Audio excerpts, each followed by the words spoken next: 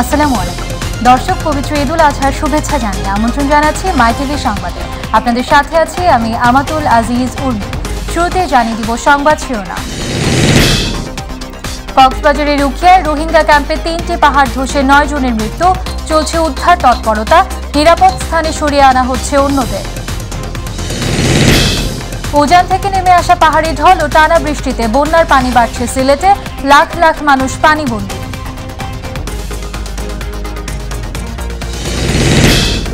ঈদুল আজহার ছুটি শেষে আজ থেকে খুলেছে সব অফিস, আদালত ও ব্যাংক, ঢাকায় ফিরছেন কর্মজীবীরা।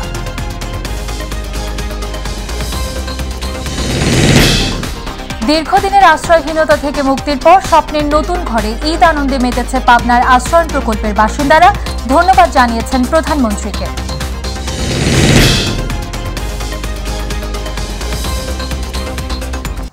শুনছিলেন শিরোনাম, এবারে বিস্তারিত।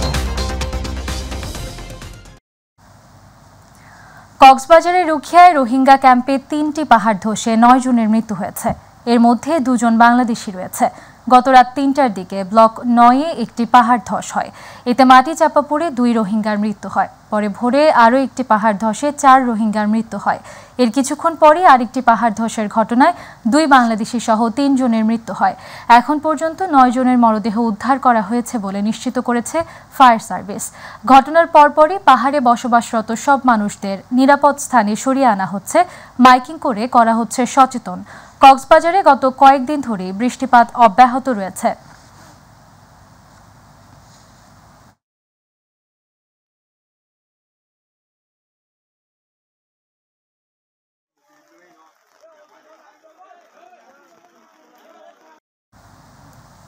উজান থেকে নেমে আসা পাহাড়ি ঢল ও টানা বৃষ্টিতে বন্যার পানি বাড়ছে সিলেটে, লাখ লাখ মানুষ পানিবন্দী হয়ে পড়েছেন।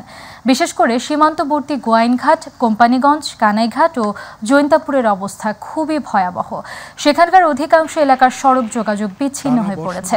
সিলেট ছাড়াও সুনামগঞ্জের ছাতক, দোয়ারাবাজার, সদর সহ অন্যান্য উপজেলার অবস্থা নাজেহাল। জেলার প্রায় 4.25 লাখ মানুষ পানিবন্দী হয়ে আছেন। সুরমা, কুশিয়ারা, সারি, পিয়াইন, লোভা, ডাউকি সহ সবকটি নদীর পানি বেড়েছে। 10টি পয়েন্টের মধ্যে সুরমা ও কুশিয়ারার পয়েন্ট সহ 6টি পয়েন্টে পানি বিপদ সীমার উপর দিয়ে প্রবাহিত হচ্ছে। এদিকে বন্যা পরিস্থিতির কারণে সিলেটের সব পর্যটন কেন্দ্রগুলো বন্ধ ঘোষণা করা হয়েছে।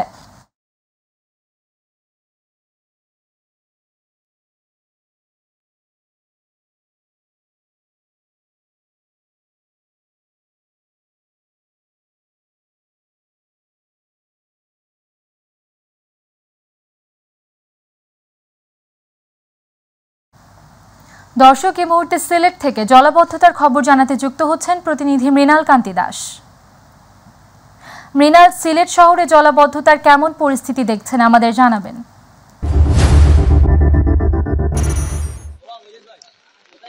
ধন্যবাদ আমাতুল। আপনি জানেন যে পাহাড়ি ঢল এবং অবিরত বৃষ্টির কারণে সিলেটে জলাবদ্ধতার সৃষ্টি হয়েছে। তার পরিস্থিতি কিন্তু ধীরে ধীরে অবনতি হচ্ছে। আমরা অবস্থান করছি সিলেট নগরীর 10 নম্বর ওয়ার্ডে। আমি যদি 10 নম্বর ওয়ার্ডের কলাপাড়ার চিত্রটা আপনাদেরকে এখানে দেখানোর চেষ্টা করি। এই এলাকার প্রতিটি ঘরবাড়িতেই পানি প্রবেশ করেছে। ঘরবাড়ির পাশাপাশি যেগুলো ব্যবসা প্রতিষ্ঠান রয়েছে সেই ব্যবসা প্রতিষ্ঠানগুলোতেও পানি প্রবেশ করায় কিন্তু মানুষজন চরম দুর্ভোগে রয়েছেন। আমরা একটু কথা বলতে চাই এই এলাকার যারা বাসিন্দারা রয়েছেন। আসলে এই যে বন্যায় হঠাৎ করে পানি উঠেছে, আপনারা কোন পরিস্থিতিতে আছেন? এবার এই পরিস্থিতিতে আছি, আমরা যাওয়ার কোনো জায়গা নাই। আজ 4 দিন ধরে এই অবস্থায় আমরা আছি। আমাদের কাউন্সিলর আছি, গতকালকে দেখে গেছেন। আমাদের মহিলা কাউন্সিলর মুক্তা খান গেছেন, আর কেউ আসেন নাই। মেয়র সাহেব যদি আসছেন তাহলে আইয়া দেখিয়া মানুষগুলা যাবে কোথায়? যাওয়ার জায়গা নাই। এই অবস্থায়, এই পরিস্থিতিতে, এই অবস্থায় মানুষগুলো আছে। বাঁচি মানুষ দেখতেছে, নদীর পানি বাড়তেছে। এই অবস্থায় মানুষ কোন দিকে যাবে? কোন জায়গায় উঠবে? কে আশ্রয় দিবে? কেউ যাওয়ার জায়গা নাই। আমরা যদি আরেকজন চাচার সাথে একটু কথা বলতে চাই। চাচা, এই যে পরিস্থিতি, আপনারা কেমন আছেন এবং কি কি প্রবলেমে আছেন? আমাদের হচ্ছে এলাকাটা গরিব এলাকা, বুঝছেন। এই যে বন্যা হচ্ছে, আমাদের ওদেরকে একটু ত্রাণ দেওয়া উচিত ছিল, আর একটু খোঁজ খবর নেওয়া উচিত ছিল। এগুলো তো ঠিক না। সরকার কি করছে? কোনো পদক্ষেপ নিচ্ছে না। আমাদের এটা ওয়ার্ডের মধ্যে অনেক গরিব লোক আছে, ঘরে পানি ঢুকে গেছে, এগুলা দেখাশোনা করা দরকার ছিল, বুঝছেন, আর ত্রাণ দেওয়া উচিত ছিল। আমাতুল, আপনি দেখতে পাচ্ছেন যে এখানে বিপুল পরিমাণ মানুষের সমাগম, সবাই কিন্তু বাইরে বের হয়ে এসেছেন এবং সবার দাবি হচ্ছে কেউ ওনাদের খবরাখবর নিচ্ছেন না, কোনো ধরনের কোনো ত্রাণ তারা পাচ্ছেন না। যদিও সিলেট সিটি কর্পোরেশনের পক্ষ থেকে বলা হচ্ছে যে প্রতিটি এলাকায় এই শুকনো খাবার দেওয়া হচ্ছে, কিন্তু তাদের এই অভিযোগের পরিপ্রেক্ষিতে কিন্তু আমরা কোনো উত্তর আমরা খুঁজে পাচ্ছি না। এবং আমি আপনাদেরকে জানিয়ে রাখি, এই এলাকার মতো সিলেট নগরীর প্রায় 21টি ওয়ার্ডে কিন্তু এই জলাবদ্ধতা দেখা দিয়েছে এবং জলাবদ্ধতার কারণে কিন্তু মানুষজন চরম বিপাকে রয়েছেন।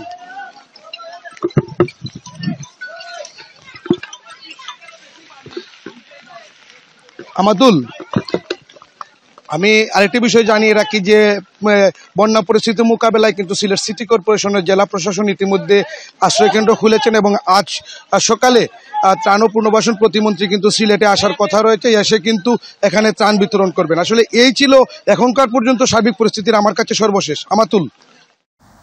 মৃণাল, আপনাকে ধন্যবাদ। দর্শক, সিলেট থেকে পাহাড়ি ঢল ও টানা বৃষ্টিতে জলাবদ্ধতার খবর জানাচ্ছিলেন প্রতিনিধি মৃণাল কান্তি দাস। চলে যাচ্ছে অন্যান্য প্রসঙ্গে। পবিত্র ঈদুল আজহার ছুটি শেষ হয়েছে। আজ থেকে দেশের সব অফিস আদালত খুলেছে।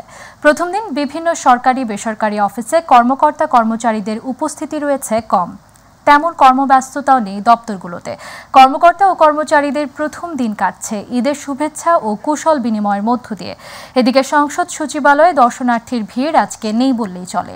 এদিকে আজ থেকে কার্যকর হচ্ছে সব সরকারি অফিস ও ব্যাংকের নতুন সূচি।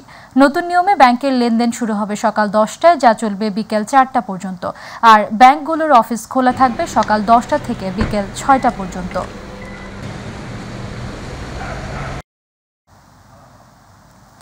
ঈদের টানা 5 দিনের ছুটি শেষে আজ অনেকেই ফিরছেন ঢাকায়। বাড়তি ছুটি যারা নেননি আজ তারাই ফিরছেন। সকাল থেকে রেল, বাস ও সদরঘাট লঞ্চ টার্মিনালে রয়েছে ভিড়। ভোগান্তি এড়াতে আগেভাগে ফেরার কথা জানান তারা। তবে পরিবহন সংশ্লিষ্টরা বলছেন ঢাকামুখী স্রোত এখনও পুরোপুরি শুরু হয়নি। আগামী শুক্র শনিবার এই ভিড় আরও বাড়বে। এদিকে ঈদের তৃতীয় দিনেও অনেককে আজ সকালে ঢাকা ছাড়তে দেখা গেছে। বিভিন্ন কারণে ঈদে বাড়ি ফিরতে না পারায় আজ যাওয়ার কথা জানান তারা।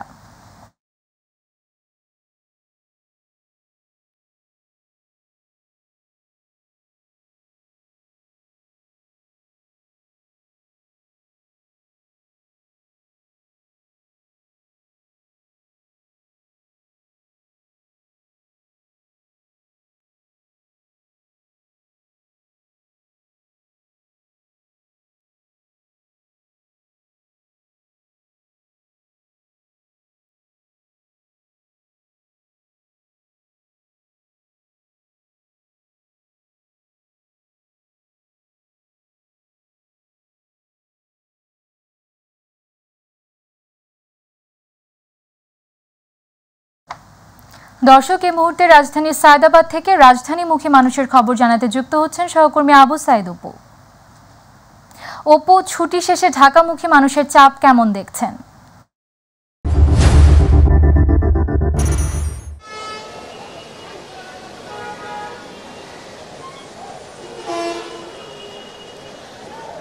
আমাতুল, আপনাকে ধন্যবাদ। আপনার মাধ্যমে দর্শকদেরকে জানাতে হয়, আসলে যারা পরিবার পরিজনের সাথে ঈদ আনন্দ উপভোগ করার জন্য ঈদের আগে, ঈদের দিন অথবা ঈদের পর দিন যারা আসলে পরিবার পরিজনের সাথে ঈদ আনন্দ উপভোগ করতে গিয়েছিলেন, কিন্তু আজকে সরকারি ছুটি শেষ হওয়ার কারণে সবাই কিন্তু এই কর্মব্যস্ততার তাগিদে এই রাজধানীতে ফিরতে শুরু করেছেন। আমরা কিন্তু সকালেও কিন্তু আমরা সদরঘাট লঞ্চ টার্মিনালে এসে একই চিত্র আমরা দেখতে পেরেছি। এখানেও কিন্তু আমরা সায়দাবাদ বাস টার্মিনালে এসে যেটা দেখতে পেয়েছি সেই একই চিত্র। অনেক মানুষ কিন্তু বিভিন্ন গন্তব্যস্থান থেকে তারা ছুটে আসছেন এবং এখানে কিছু হালকা বৃষ্টির কারণে কিন্তু মানুষজন অনেকটা জায়গায় থমকে আছে এবং যানজটের অনেকটা সৃষ্টি হয়েছে। আমার পিছনে যে বাসগুলো এবং যে মানুষগুলো দাঁড়ানো আছে আপনি দেখতে পাচ্ছেন, সবাই কিন্তু আসলে বিভিন্ন গন্তব্য থেকে ছুটে এসেছেন এই রাজধানীতে ঢাকায় পরিবারের পরিজনের সাথে ঈদ আনন্দ শেষে। এর একটি মাত্র কারণ হচ্ছে জীবন জীবিকা তাগিদে কিন্তু তারা এখানে এসেছেন এবং অনেক বাস কিন্তু কিছুটা হলো শিডিউল বিপর্যয়ের কিছুটা ঘটনা এখানে আমরা যাত্রী তাদের সাথে কথা বলে আমরা জানতে পেরেছি। তারপরেও তাদের মানে প্রত্যাশা এতটুকুই যে বিগত দিনের যে অস্বস্তি ছিল যে রাজপথে, সেই মানে রাজপথে কিন্তু এখন আর সেই অস্বস্তি নেই এবং নিরাপদভাবে তারা যেমন পরিজনের সাথে ঈদ আনন্দ করতে গিয়েছিল আবার সেই নিরাপদে তারা মানে ফিরে এসেছে। এবং সায়দাবাদ বাস টার্মিনালের আপনারা দেখতে পাচ্ছিলেন যে যাত্রীরা যারা মানে গেছেন তারা এখন আসলে ঢাকায় মানে ফিরে এসেছেন এবং ঢাকায় আসার একটাই মাত্র কারণ হচ্ছে যে কর্মব্যস্ততার যে বিষয়টা সেটাকে মাথায় রেখে পরিজনের সাথে আরও যেন সময়টুকু কাটাতে পারেন সেটাই, এবং পরিজনের সাথে যে আনন্দঘন মুহূর্তটুকু কাটিয়ে এসেছেন সেই স্মৃতিটাকে চারণ করে কিন্তু আগামী সময়টুকু তারা পার করতে চান, এমনটাই তারা প্রত্যাশা ব্যক্ত করেছেন আমাদের গণমাধ্যম কর্মীদের কাছে। তো আসলে আমাতুল, এটাই ছিল আমার কাছে সায়দাবাদ বাস টার্মিনাল থেকে সর্বশেষ খবর। আমাতুল। অপু, আপনাকে ধন্যবাদ। দর্শক, সায়দাবাদ বাস টার্মিনাল থেকে ঈদের ছুটি শেষে ঢাকামুখী মানুষের খবর জানাচ্ছিলেন সহকর্মী আবু সাইদ অপু। চলে যাচ্ছি অন্যান্য প্রসঙ্গে। দীর্ঘদিনের আশ্রয়হীনতা থেকে মুক্তির পর স্বপ্নের নতুন ঘরে ঈদ আনন্দে মেতেছে পাবনা ভাড়ারা ইউনিয়নের আশ্রয়ণ প্রকল্পের বাসিন্দারা। কয়দিন আগেও তারা ছিলেন ভূমিহীন। দিন শেষে পরিবার নিয়ে রাত কাটত অন্যের আশ্রয়ে। সেই ভূমিহীন পরিবারগুলোতে এসেছে ঈদ আনন্দ। প্রতিনিধি আব্দুল নাহিদ মিয়ার রিপোর্ট, জানাচ্ছেন এস.এম. হামিম। গরিবের ঈদ নেই কথাটি এখন পুরনো অতীত হয়ে গেছে। পাবনা ভাড়ারা ইউনিয়নের আশ্রয়ণ প্রকল্পে মানুষের জীবনে ফিরে এসেছে ঈদের খুশি। অথচ নিজেদের বসত ভিটা না থাকায় একসময় তাদের জীবনে ঈদ ছিল অর্থহীন। যখন আমার ঘর ছিল না তখন বাদের গুড়াই থাকতাম। ঈদ দিনে পথে পথে থাই আমরা কাটাইছি, মানুষের বাড়ি বাড়ি থাই কাটাইছি। কত কষ্ট করেছে, আল্লাহ দিলি ভালোই আছে। প্রধানমন্ত্রী শেখ হাসিনার দেয়া নিজের বাড়ি পেয়ে এই মানুষগুলো জীবনের প্রশান্তির পাশাপাশি ফিরে এসেছে ঈদের খুশি। তাই তারা প্রধানমন্ত্রীকে জানিয়েছেন ঈদের শুভেচ্ছা। ঘর ছিল না, ঈদও ছিল না, প্রধানমন্ত্রী ঘর দেশে, ঈদও আছে, আনন্দ আছে। প্রধানমন্ত্রী ঘরও দেশে, ঈদও আছে, খুব খুশি আছে আমরা। প্রধানমন্ত্রীকে ঈদ মুবারক, ঈদ মুবারক। সবুজে ঘেরা পাবনার ভাড়ারা ইউনিয়নের আশ্রয়ণ প্রকল্পের ঘরগুলো যেন প্রশান্তির বাগান। আর এখানেই উন্নত সোনালী জীবনের স্বপ্ন বুনে চলছে আশ্রয়ণ প্রকল্পের বাসিন্দারা। এস.এম. হামিম, মাই টিভি। রাসেলস ভাইপার ভারতীয় উপমহাদেশের অন্যতম বিষধর সাপ। সাপটি প্রায় 100 বছর আগে বাংলাদেশ থেকে প্রায় বিলুপ্ত হয়ে গিয়েছিল, কিন্তু কয়েক বছর থেকে আবার এই সাপে দংশনের ঘটনা দেখা যাচ্ছে।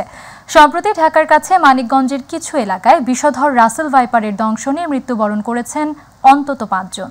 কিভাবে ফিরে এলো সাপ তা জানাচ্ছেন আতিকুর রহমান তিতাস।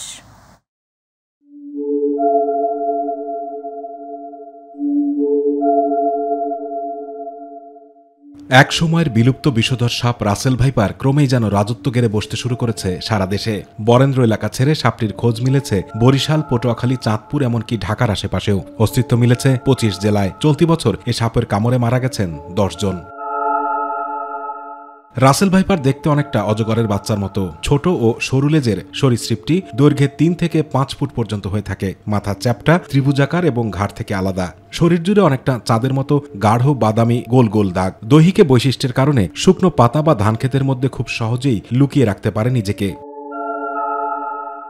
রাসেল ভাইপার সাপ চন্দ্রবোরা বা উলুবোরা নামেও বাংলাদেশে পরিচিত। সাধারণত সাপ মানুষকে এড়িয়ে চললেও ঠিক উল্টো স্বভাব রাসেল ভাইপারের। নিজেকে বিপন্ন মনে করলেই করে বসে আক্রমণ। আক্রমণের ক্ষেত্রে এটি এতটাই ক্ষিপ্র যে 1 সেকেন্ডের 16 ভাগের 1 ভাগ সময়ে শেষ করতে পারে পুরো প্রক্রিয়া। খেপে গেলে শব্দও করে প্রচণ্ড জোরে। ঘন ঝোপ আর পরিত্যক্ত জমি অপেক্ষাকৃত কমে যাওয়ায় এই সাপ কৃষি জমিতেই থাকে, যার ফলে যারা মাঠে কৃষিকাজ করেন তারা রাসেল ভাইপারের দংশনের সবচেয়ে বেশি শিকার হয়ে থাকেন। রাসেল ভাইপারের বিষ হেমাটোটক্সিক, যার কারণে ছোবল দিলে আক্রান্ত স্থানে পচন ধরে। ছোবলের 5 মিনিটের মধ্যে ফুলে যায় ক্ষতস্থান। এর বিষ নষ্ট করে দিতে পারে ফুসফুস, কিডনি সহ বিভিন্ন অঙ্গ প্রত্যঙ্গ। বেশিরভাগ সাপ ডিম পারলেও রাসেল ভাইপার বাচ্চা দেয়। গর্ভধারণ শেষে স্ত্রী রাসেল ভাইপার সাধারণত 20 থেকে 40টি বাচ্চা দেয়, তবে 80টি পর্যন্ত বাচ্চা দেওয়ার রেকর্ডও আছে। একদিকে উচ্চ প্রজনন ক্ষমতা, অন্যদিকে দেশের সব অঞ্চলে শেয়াল, গুইসাপ ও বেজি দেখলেই মেরে ফেলায় রাসেল ভাইপারের সংখ্যা বেড়ে যাচ্ছে, কারণ তার খাদক নেই।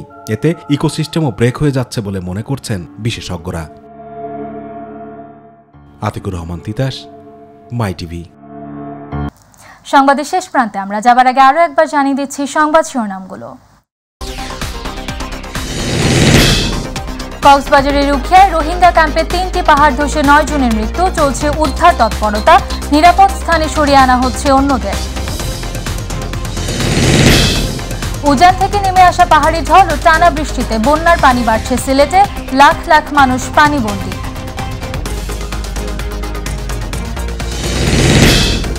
ঈদুল আজহার ছুটি শেষে আজ থেকে খুলেছে সব অফিস আদালত ও ব্যাংক, ঢাকায় ফিরছেন কর্মজীবীরা।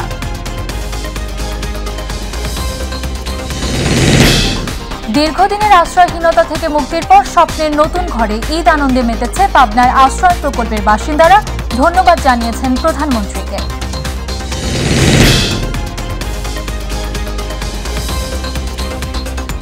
দর্শক সঙ্গে থাকার জন্য ধন্যবাদ। এছাড়া ইউটিউবে মাই টিভি সংবাদ পেতে ভিজিট করুন youtube/mytvbdnews এবং আমাদের অনুষ্ঠান দেখতে ভিজিট করুন youtube/mytvবাংলা, facebook/mytvবাংলা। পরবর্তী সংবাদ দেখার আমন্ত্রণ জানিয়ে বিদায় নিচ্ছি। আল্লাহ হাফেজ।